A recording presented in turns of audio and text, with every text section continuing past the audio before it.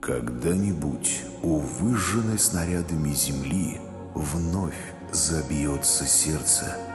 Снова будут петь птицы, возвещая миру о начале новой жизни. История расскажет о нас, о тех, кто навсегда остался по ту сторону той страшной войны. Наверное, не всех вспомнят поименно, но многих из нас будут помнить по подвигам. Вы, кому завещано жить на этой земле, сохраните мир, цена которому миллионы природ.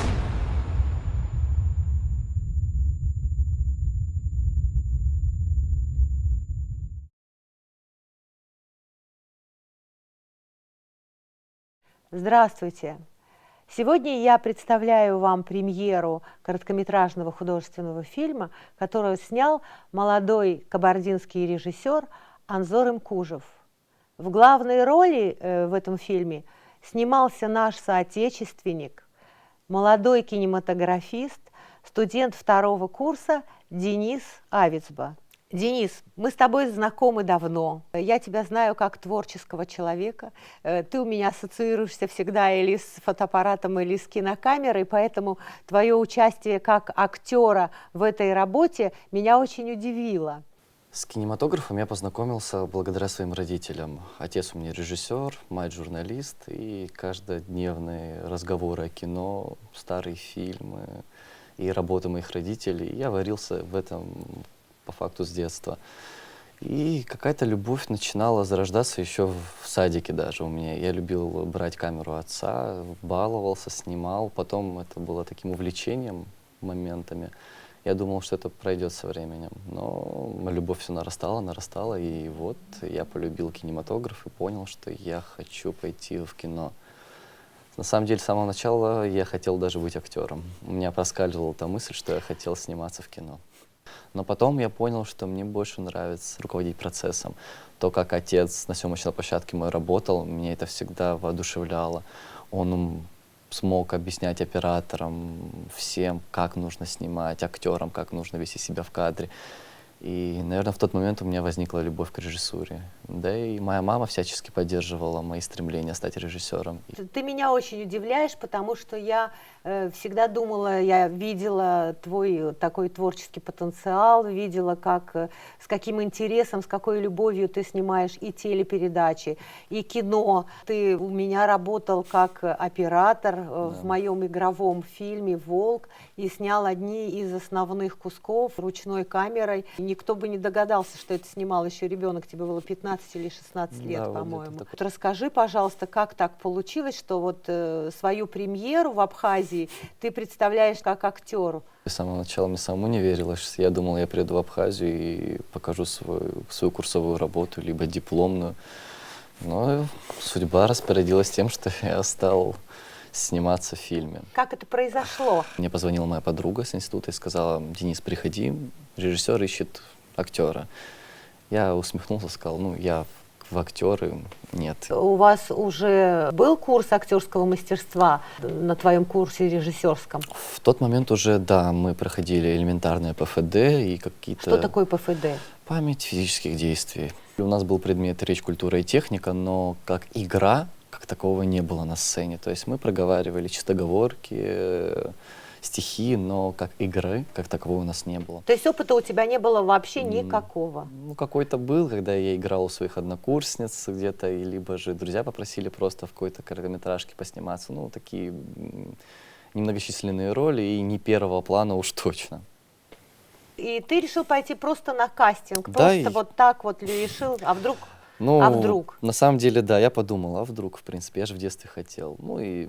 А ты знал, что это фильм о герое Советского Союза? Я ничего не знал. Я только слышал то, что это режиссер Анзор Имкужев, и он был у всех на слуху, и сейчас тоже у всех там.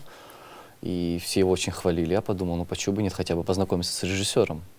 Я пошел, я зашел в аудиторию, я опоздал на минут 20 примерно. Режиссер на меня посмотрел такими глазами, как вот, что ты опаздываешь? Я так: здрасте, все, зашел. Он на меня посмотрел, остановил мальчика на сцене, сказал: как тебя зовут? Я говорю, Денис. Выйди на сцену, скажи что-нибудь. И какой-то элементарный текст я проговорил. Он попросил меня рассказать стихотворение о войне, я ему рассказал. Он посмотрел на меня, выслушал остальных и попросил меня остаться в конце.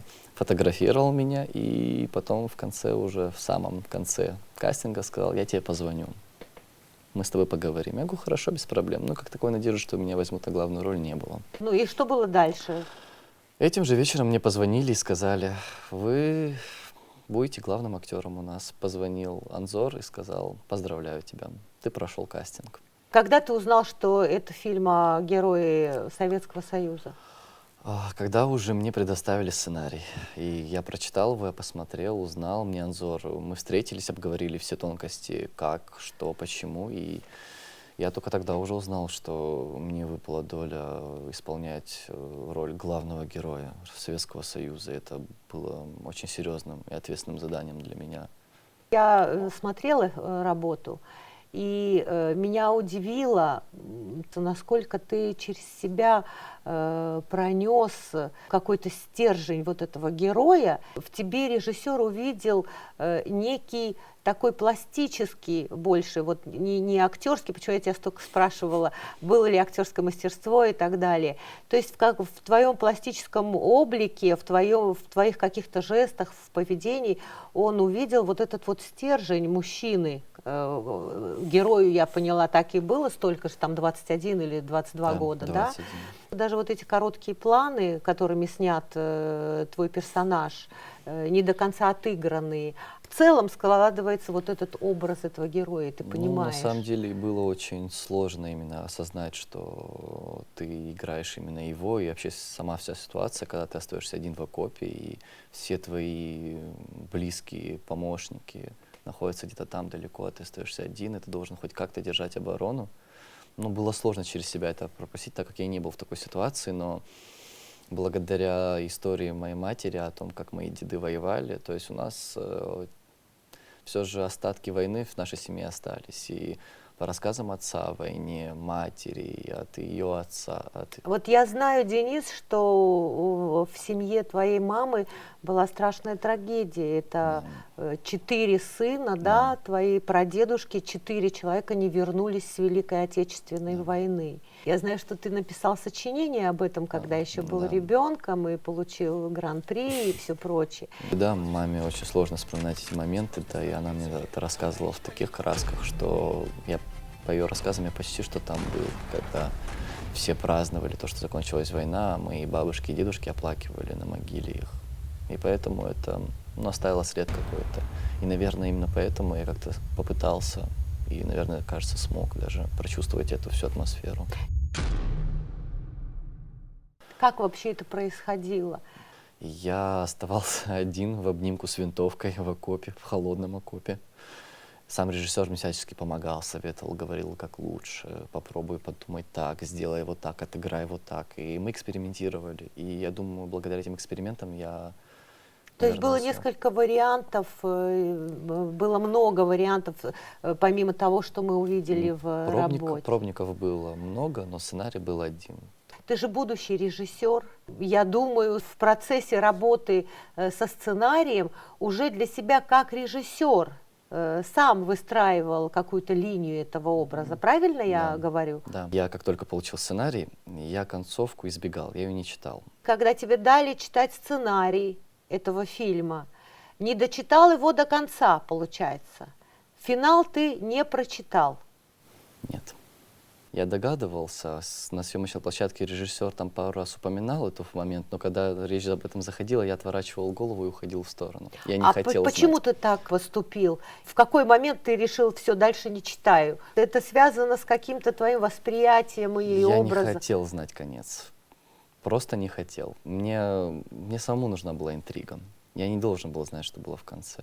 Я догадывался, что там должно быть, но чтобы, наверное, почувствовать все это происходящее, мне нужно было как-то от всего абстрагироваться. Когда я дошел до момента, когда главный герой Хусейн Андрухаев остался один и отозвал всех своих бойцов на фронт. Вот, это был тот момент, когда ты остановился. Да, тут я понял, что впереди будет только все намного эмоциональнее, сложнее. То есть, когда я дошел до этого момента, я понял, что дальше конец. И как бы я знал, что он умер в 21 год. Я понимал, что он пожертвовал, но я не хотел знать до конца, как именно он пожертвовал. То есть я не знал тех тонкостей, то, что он оставался целые сутки, держал оборону, таскал на себе пулемет «Максим», отстрелялся от всех орудий.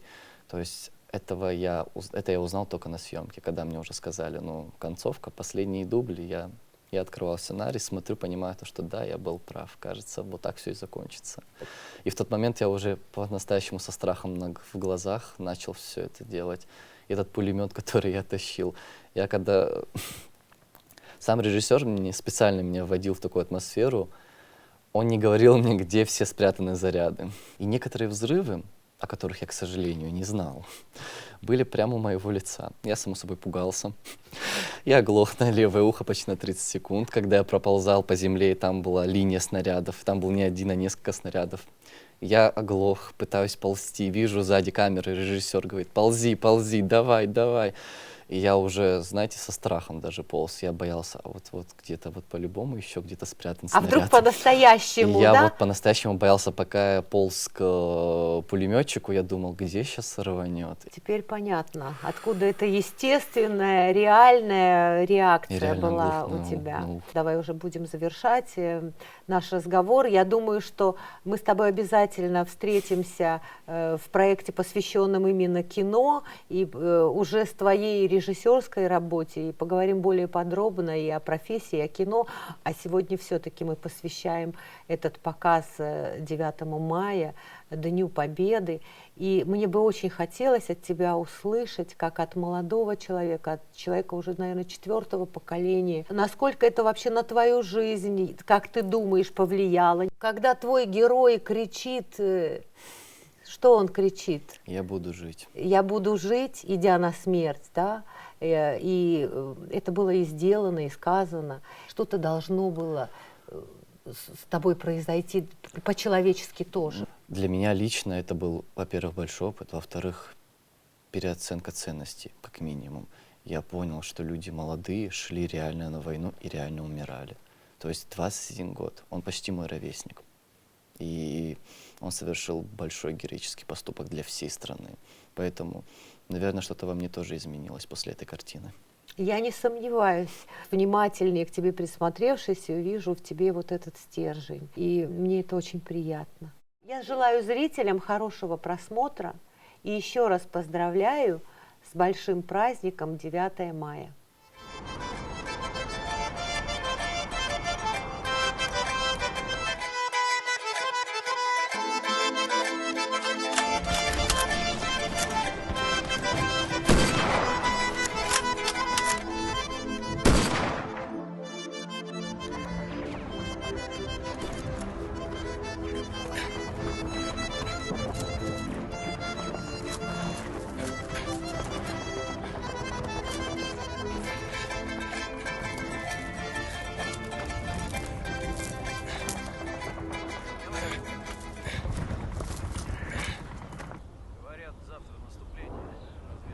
Двоих точно, и одного ранил.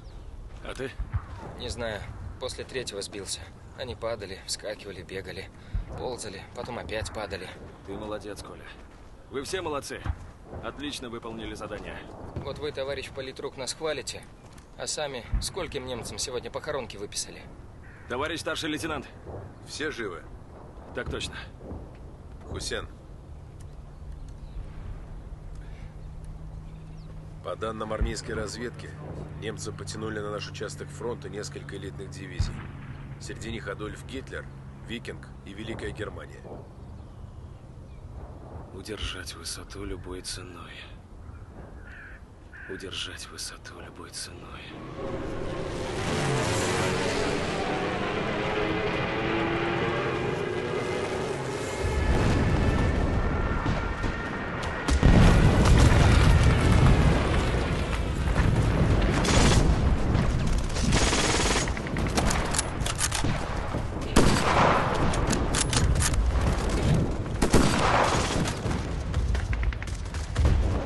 Юнкерсы.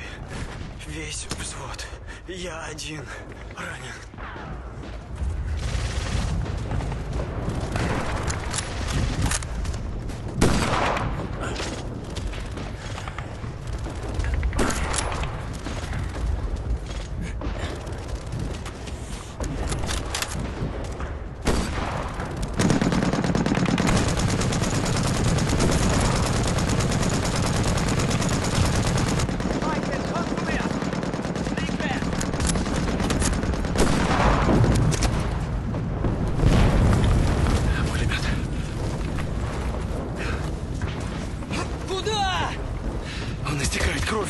пошел! Это самоубийство! Коля!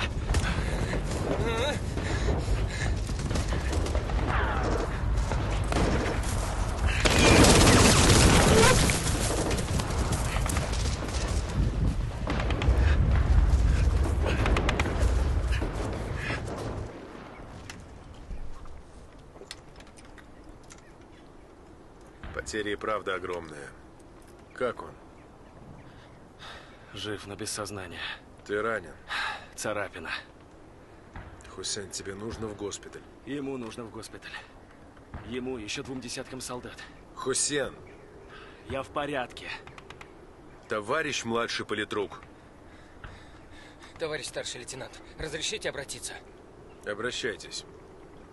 Там ребята со 2-го взвода взяли 2 пленных. Старшина допросил их. Тут такое дело. Говорят, завтра назначено наступление. И нас просто сравняют с землей. Steh auf! Bereite dich auf einen Angriff vor! Schneller, schneller!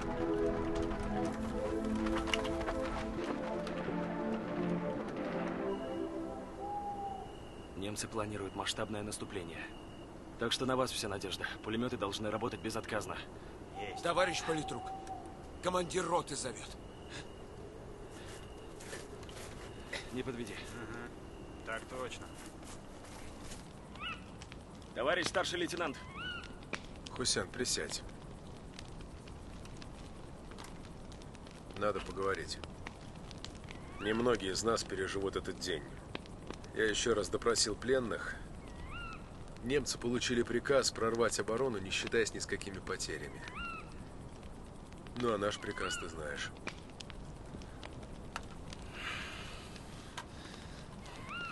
Еутлан.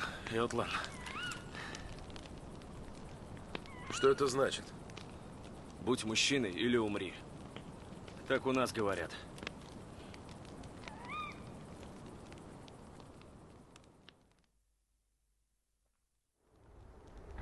Halt! Товарищ политрук! Был приказ. Без команды не стрелять. Ждем.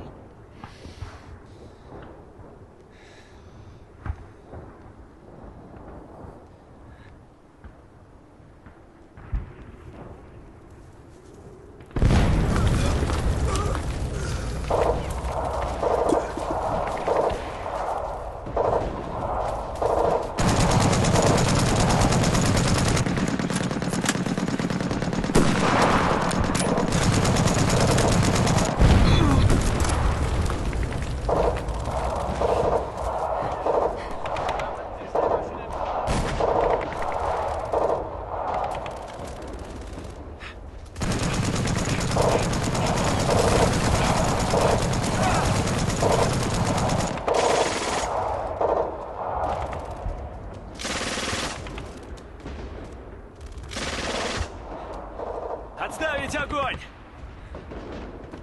Залегли.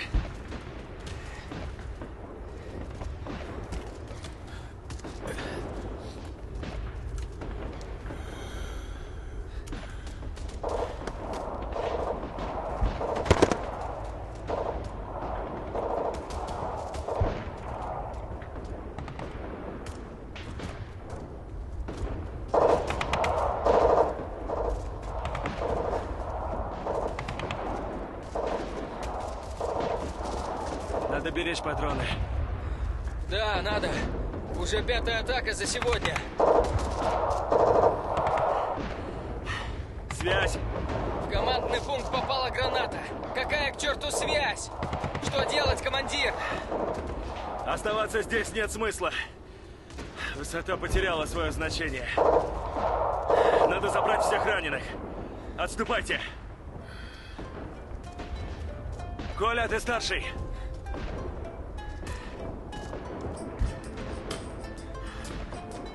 А ты? А я вас прикрою.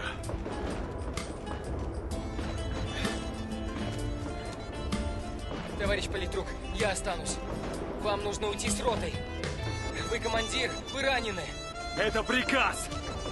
Выполняй. Не теряй времени. Хусейн, братик мой, Ты должен жить. Я буду жить. Обещаю.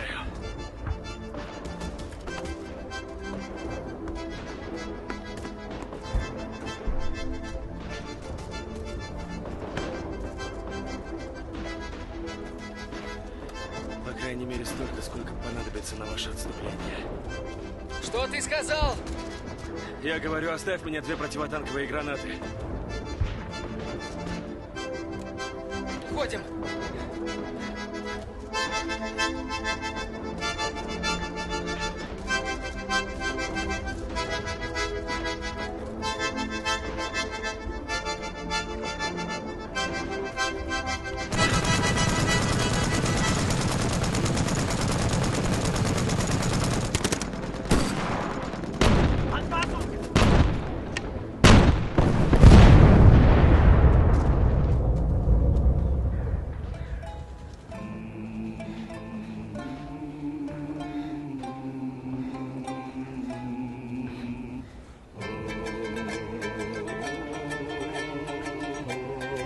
Хусен.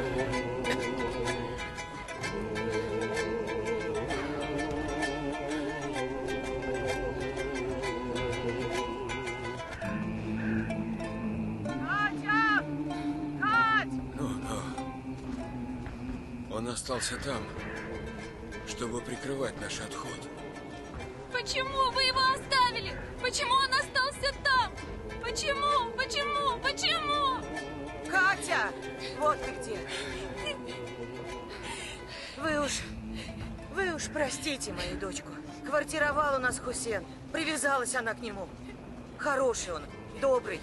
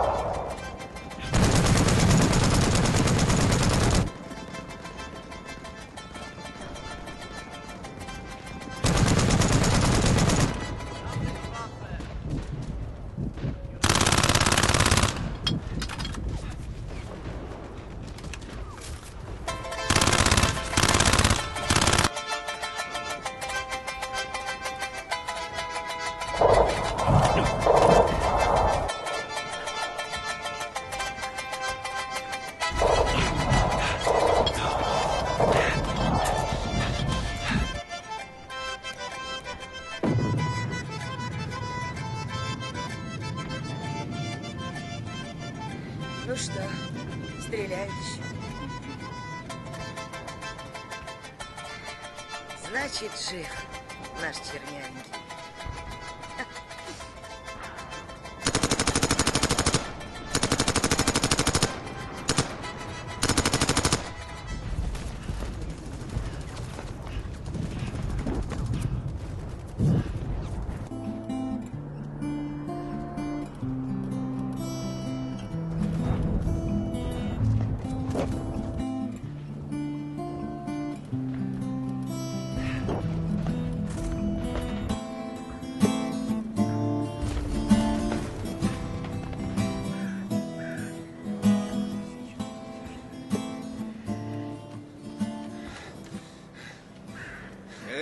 Стоять!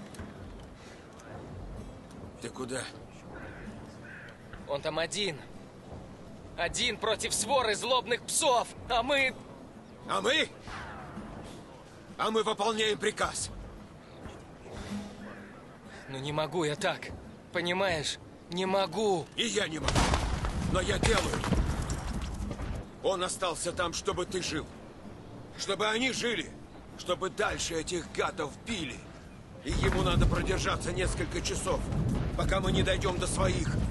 Иначе все напрасно. А он? Как же он? А он уже бессмертный.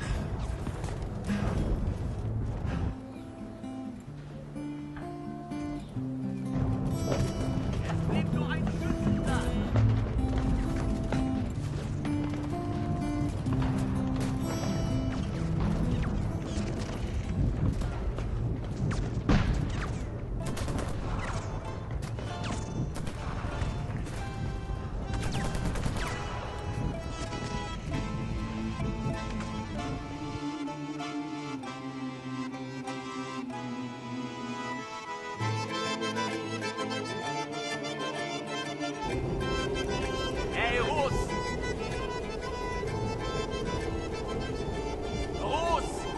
Давай, Снам! Со склонов гор герои спустятся, и среди них молодой поэт. Там под Луганском жизни Русские не сдаются! всегда лежать в сырой земле.